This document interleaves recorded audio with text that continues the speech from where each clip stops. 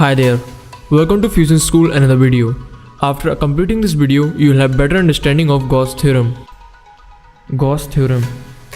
Flux passing from any closed surface is equal to 1 by epsilon naught times of enclosed charge in that surface. In this diagram, flux due to Q1 charge is 0. This is because the number of electric field lines due to Q1 entering this sphere is equal to the number of electric field lines exiting the sphere.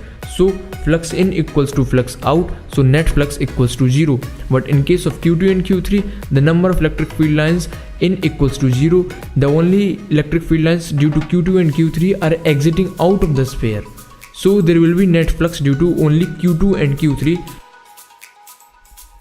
Net flux equals to integration of E vector dot ds vector, which is equals to Q enclosed, which is total enclosed charge, into 1 upon epsilon naught.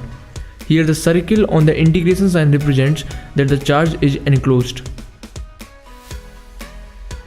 Gauss theorem is used to find flux passing from any closed surface. It is also used to calculate net enclosed charge in the closed surface. If charge distribution is uniform, then we can find electric field by Gauss theorem. Net flux passing from any closed surface doesn't depend on: first, shape and size of the surface; second, position of charge inside the surface; and outside charge.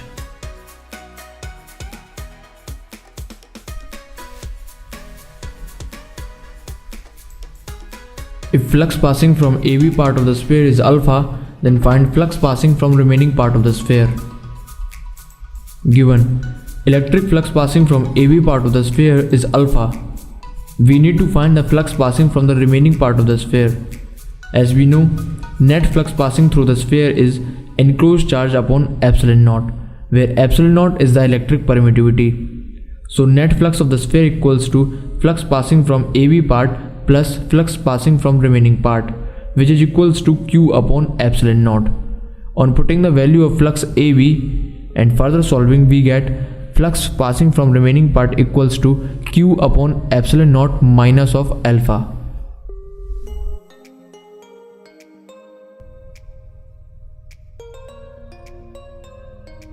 A straight long wire of linear charge density lambda is passing from the axis of a cylinder of radius r and length L.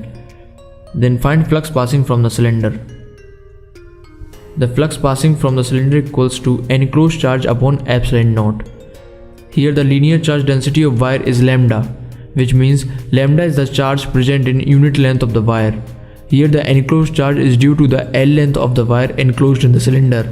So charge in L length of the wire will be lambda L, which is the enclosed charge. So flux passing from the cylinder equals to lambda L upon epsilon naught.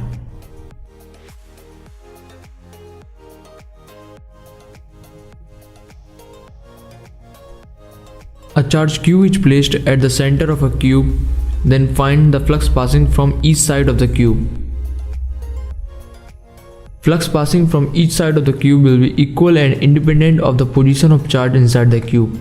So flux passing from one of its sides will be equal to 1/6 of the net flux passing from the cube.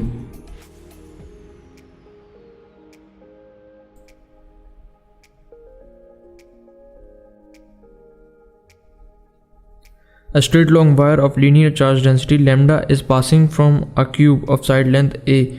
Then what could be the maximum possible value of flux passing from the cube?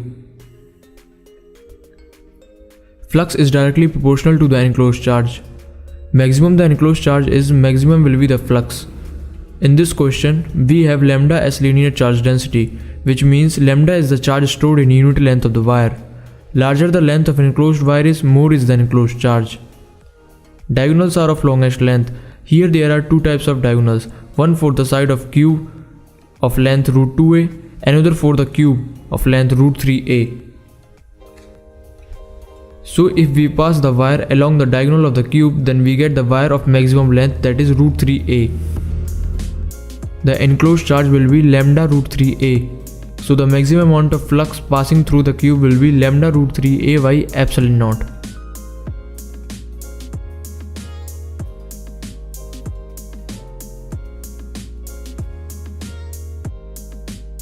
A charge Q is placed at the center of a face of a cube, Then find flux passing from the cube. Here Q charge is present on the side of the cube. That means only half of the charge is enclosed. So electric flux equals to Q by 2 epsilon naught.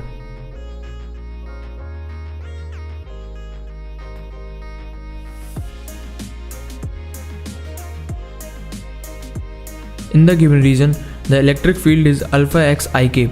Then find flux passing from the cylinder and charge enclosed by the cylinder.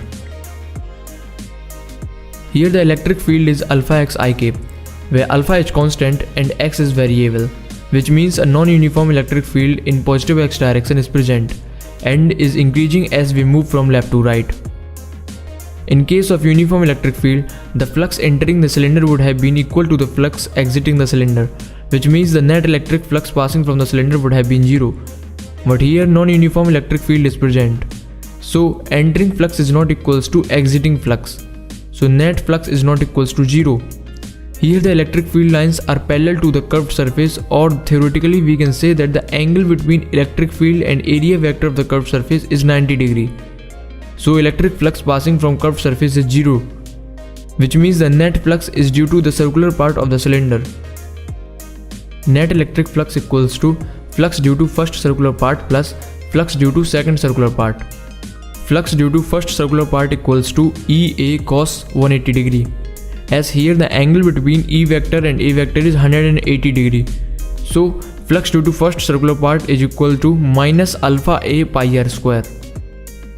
Flux due to second circular part is equals to EA cos 0 degree, as here the angle between area vector and electric field vector is 0. So flux due to second circular part is equals to 2 alpha A pi r square. Net electric flux equals to 2 alpha A pi r square plus minus of alpha A pi r square, which is equals to alpha A pi r square. As we know, net electric flux equals to enclosed charge upon epsilon naught. So the charge enclosed in the cylinder is equals to alpha A pi r square epsilon naught.